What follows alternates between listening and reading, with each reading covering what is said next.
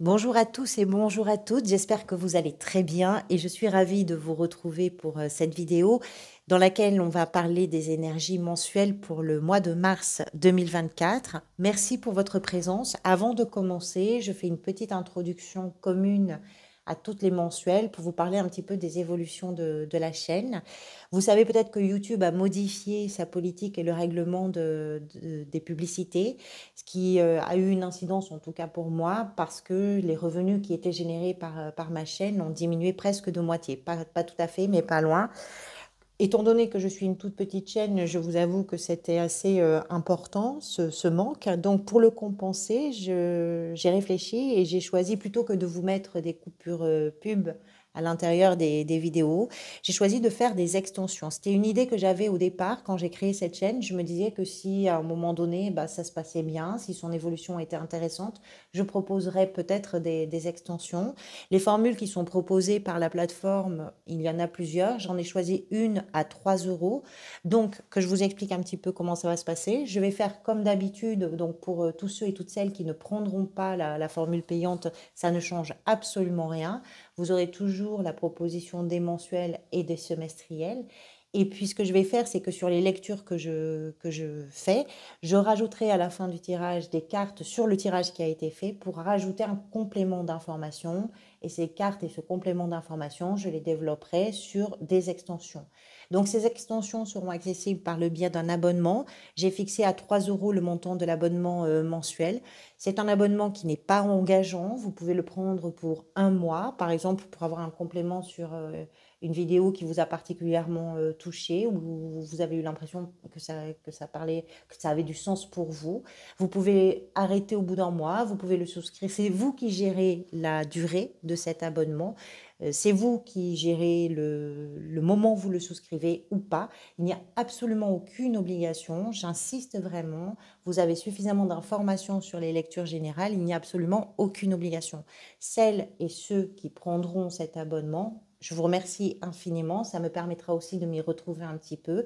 Mais très sincèrement, il n'y a aucune obligation. Je ne vous pousse pas à la consommation. Voilà, qu'est-ce que je pourrais vous dire d'autre? Rien. Merci pour votre présence, merci pour votre fidélité, vraiment du fond du cœur. Je vous retrouve tout de suite donc pour le tirage mensuel. Scorpion, c'est à vous. Merci beaucoup pour votre présence. J'espère que vous allez toutes et tous très très bien. Alors, pour ce tirage donc, des énergies du mois de mars 2024, nous allons parler tout d'abord des arcanes majeures. Vous avez le pape. C'est la carte qui est venue lors du tirage semestriel. Elle peut être importante puisque si ça a du sens pour vous, elle peut représenter une énergie peut-être socle, dominante, inspirante, ressource. On va évidemment voir ça. Ou un fil conducteur également. Vous avez la tour dans l'état d'esprit. C'est c'est assez puissant. Arcade majeure, vous avez le pendu dans la sphère sentimentale, émotionnelle et relationnelle qui est accompagné de ce 10 de coupe. Et à la fin du mois, l'étoile qui peut représenter l'énergie vers laquelle vous allez. Des épées, des bâtons, des deniers, des coupes, donc tous les arcanes mineurs sont représentés. Scorpion, vous aviez le pendu au mois de février, donc au mois de mars ici on a le pape, et en avril vous avez le diable. Alors, le mois de janvier, le monde, si on reprend un peu ce cheminement-là, il y a une fin de cycle hein, qui est en place pour vous, une fin de chapitre, une fin de quelque chose qui a démarré à peu près au mois de janvier.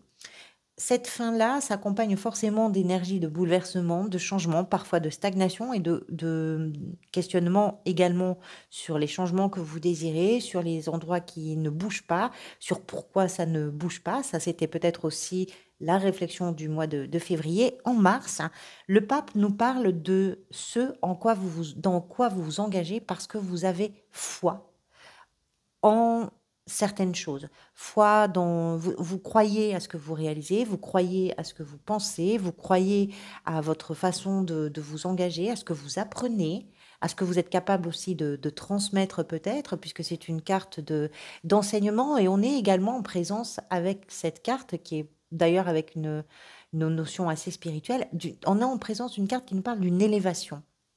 Il y a une progression, il y a quelque chose qui est un peu plus grand que soi, qui est inspirant, quelque chose, quand on parle de foi ou de croyance, pour certains et certaines, ça peut évidemment être religieux, il peut y avoir un engagement religieux, pourquoi pas, mais pas uniquement, on parle de ce qui pour vous représente une force un petit peu plus grande, quelque chose d'un peu sacré et en quoi vous croyez profondément. Cette chose-là vous inspire, cette chose-là vous engage, cette chose-là vous élève un peu spirituellement et vous permet également d'avoir une réflexion sur les apprentissages, sur les connaissances, sur les améliorations et tout ça, je dirais, avec une certaine forme de sérénité, puisque le pape fait partie des sages du tarot. Alors, ce qui est étonnant ici, c'est très bien d'avoir cette énergie-là, surtout si ce tirage a du sens pour vous, parce que vous avez des énergies qui vont faire un peu trembler les murs autour de ça. Donc, c'est bien d'avoir quelque chose qui nous indique qu'à l'intérieur de vous, peut-être, c'est quand même assez aligné, c'est quand même relativement serein, quelles que soient les choses que vous provoquez ou qui vous arrivent et qui peuvent être assez déstabilisantes. Pourquoi je vous dis ça? Parce qu'ici, dans l'état d'esprit, vous avez la tour qui est accompagnée de la 2 d'épée. La tour, vous le savez, c'est un changement, c'est un bouleversement, c'est une situation qui est complètement chamboulée, de façon assez brutale, de façon assez soudaine, de façon également assez inattendue. Alors soit parce que vous-même, vous êtes à l'initiative d'un changement qui est ferme, qui est fort, qui est engagé, pourquoi pas, avec le pape, soit c'est quelque chose qui arrive de l'extérieur et qui vient tout chambouler. C'est pas forcément négatif, mais ça change la donne. C'est pas forcément négatif puisque la tour peut également représenter par exemple un coup de foudre. Donc il peut y avoir une rencontre, il peut y avoir quelque chose qui dans votre vie agit comme un véritable coup de foudre et qui peut bouleverser complètement les choses. Mais les changements que vous voulez peut-être opérer, organiser puisque c'est dans votre état d'esprit, les changements sont significatifs, importants et je dirais profonds. La 2 d'épée qui accompagne cette tour nous explique que soit ce sont des changements que vous choisissez, mais que vous choisissez avec votre cœur, parce que la 2 d'épée nous parle des hésitations qui peuvent être rendues complexes par le fait qu'on ne sait pas quelle direction prendre, sachant que chacune des directions est à peu près aussi valable que l'autre. Mais soit ce sont des changements que vous choisissez avec le cœur, soit les changements vous poussent dans un questionnement sur ce que vous voulez véritablement. Je ne sais pas dans quel ordre ça se présente pour vous. Est-ce que vous faites un choix de changement? Est-ce que le changement vous pousse à faire un choix de cœur? Ça, c'est vraiment suivant votre situation personnelle, bien sûr, que vous allez pouvoir le définir. Mais il y a quelque chose qui arrive vite ou qui se passe vite et qui reconfigure, je dirais, complètement une situation ou une relation. Souvent, avec la tour, on parle de quelque chose d'extérieur qui vient, qui intervient et qui va véritablement déstructurer ce que l'on connaissait. On dit souvent qu'il y a un avant et un après. Dans la mesure où vous l'avez dans l'état d'esprit, il est possible que ça vienne de l'extérieur, mais ça me donne davantage l'impression que c'est vous qui êtes à l'origine de ces changements. Qu'est-ce qui s'est peut-être manifesté pour vous précédemment? C'est représenté ici par une 7 de bâton qui nous explique que vous vous êtes bagarré, que vous vous êtes défendu, que vous avez argumenté, que vous avez su protéger votre environnement, votre périmètre, votre pensée, vos engagements, etc. Puisqu'on voit ce personnage. Alors, c'est pas un conflit très puissant, mais c'est un personnage qui se dresse seul face à plusieurs autres bâtons, et ces autres bâtons vont représenter des avis contraires, des avis défavorables, des remises en question, une force de résistance ou une force d'inertie. Ce personnage se défend pourquoi? Parce qu'il croit en ce qu'il fait. Il croit ou elle croit en ses idéaux, en ses principes. Et donc, ça vaut le coup de défendre quelque chose. Mais ça, c'est un petit peu derrière vous. Vous, ce que vous voulez, c'est représenté ici par cette as de denier, c'est mettre en place quelque chose qui a de l'avenir, quelque chose qui va tenir la route, quelque chose qui va être suffisamment solide pour vous permettre à vous de vous sentir en sécurité, que ce soit financier, professionnel, relationnel, peu importe. Un as est le commencement. Cet as de denier a toujours, draine toujours derrière lui cette idée qu'il y a déjà des racines qui ont commencé à pousser dans le sol, c'est-à-dire que vous êtes véritablement au début de quelque chose que vous voulez construire, mais ce début n'arrive pas par hasard. Il y a eu de la réflexion, il y a eu la mise en place de certaines choses. Vous avez organisé, je dirais, des conditions favorables à l'émergence de cet as de denier. Les deniers, vous le savez, vont représenter la matérialité, l'argent, le travail, les possessions, le patrimoine, etc. Mais au-delà de ça, en réalité, le denier nous parle de valeur. Ici, avec le 7 de bâton, on peut comprendre par exemple que vous avez tenu à défendre vos valeurs. Et ce que vous êtes en train de construire, c'est quelque chose qui vous ressemble, c'est quelque chose qui est important pour vous et que vous avez envie de pérenniser, que vous avez envie de voir durer, que vous avez envie de voir se déployer dans toute sa puissance d'abondance et oui, d'abondance. On va s'en tenir là, c'est déjà pas mal. Ça, c'est ce que vous voulez. Alors, est-ce que ça passe par des choix et par des changements profonds? C'est possible. C'est possible parce que c'est totalement lié. Ce qui est intéressant ici, c'est qu'il y a beaucoup de sagesse et qu'il y a la foi, qu'il y a la certitude que ce que vous êtes peut-être en train de créer, de mettre en terre, de faire germer, c'est quelque chose en quoi vous croyez profondément. La reine de denier représente dans ce tirage ce qui est susceptible de venir vous aider, c'est d'être rationnel, même s'il y a des grands bouleversements, ou en tout cas des bouleversements qui sont profonds. C'est d'être rationnel, c'est d'être efficace dans votre réflexion et dans vos décisions et dans vos actions. C'est de savoir que ce qui vous entoure est peut-être ce qu'il y a de plus important et donc de donner la priorité, je dirais, au confort et à la sécurité de votre territoire. Cette reine de denier est très territoriale, donc la préoccupation pour cette reine, c'est chez moi, tout le monde doit se sentir bien, je dois me sentir bien, les gens que j'aime doivent se sentir bien, la maison doit tenir la route ou peu importe. Elle a un lien très fort avec la nature, hein, son environnement est vraiment quelque chose qui lui tient à cœur. Et ce qu'elle réfléchit, ce qu'elle fait, c'est de trouver des solutions à toutes les problématiques qui peuvent mettre en difficulté le confort, la sécurité. Cette reine de denier, c'est ça. C'est je prends soin de mon territoire, je prends soin de mon environnement, je prends soin de l'endroit où je vis. Et ça, c'est ce qui va venir vous aider. C'est-à-dire que si vous êtes sur des périodes de bouleversement, vous pouvez traverser ça sans aucune difficulté dans la mesure où il y a sous vos pieds un sol solide, rassurant, confortable et stable. Et c'est exactement ce que représente cette reine de denier. Le 3 d'épée représente dans ce tirage le défi. Alors, le défi, ici, on comprend bien avec cette 3 d'épée que les énergies sont un peu pesantes, puisque cette carte est associée à des notions de deuil, de séparation, de rupture.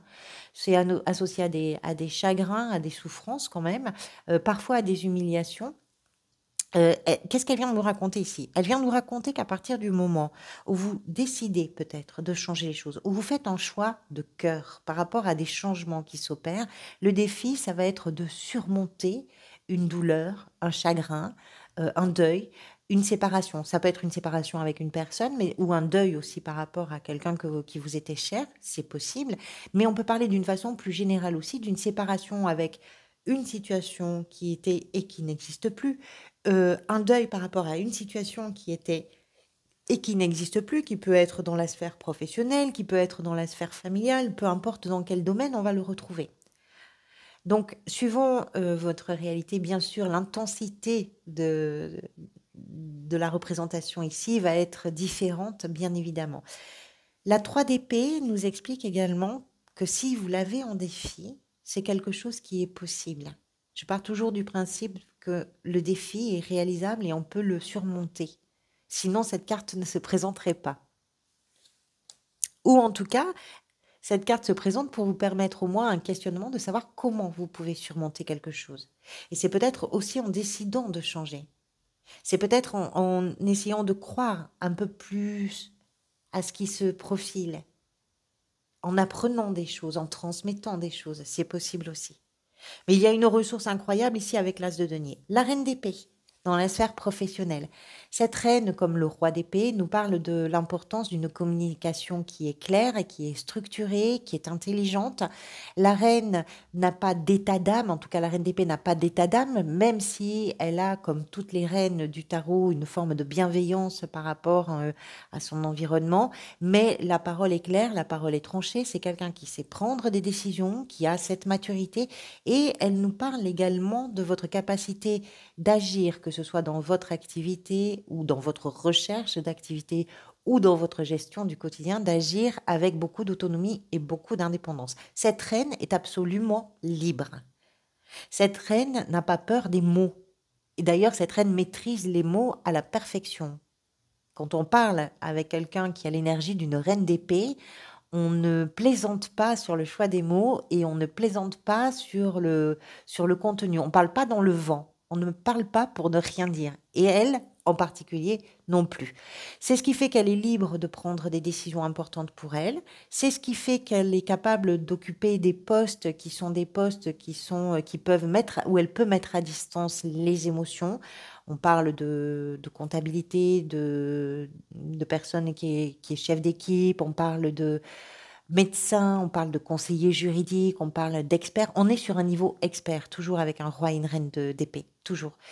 Euh, elle nous explique aussi, cette reine, que vous êtes capable d'évaluer les situations avec beaucoup de subtilité, beaucoup d'intelligence, que rien ne vous échappe, que vous avez vraiment une analyse presque chirurgicale des situations et que la justesse de cette analyse vous permet de prendre les bonnes décisions et de parfois pouvoir trancher. Alors, dans la sphère émotionnelle, sentimentale et relationnelle, vous avez une 10 de coupe et le pendu que vous aviez déjà au mois de février en énergie du mois. La 10 de coupe est une carte qui nous parle du bonheur partagé, du bonheur, du soutien, de l'aide, des moments de plaisir que l'on a avec les gens que l'on aime, au sein de la famille, dans le foyer, etc. De la satisfaction, c'est une carte de grande satisfaction parce qu'elle représente tout ce qu'on a pu toujours peut-être espérer en termes de relations, en termes d'émotions, tout ce qu'on a eu envie de vivre. Elle est accompagnée d'un pendu. Alors, le pendu, lui, va représenter tout ce qui stagne un petit peu en apparence. Est-ce que ça veut dire que dans vos relations, aussi parfaites qu'elles puissent être, il y a quelque chose qui vous semble stagner un petit peu et qui nécessiterait, d'une façon ou d'une autre, que vous puissiez changer votre façon de voir pour atteindre, pourquoi pas, ce bonheur?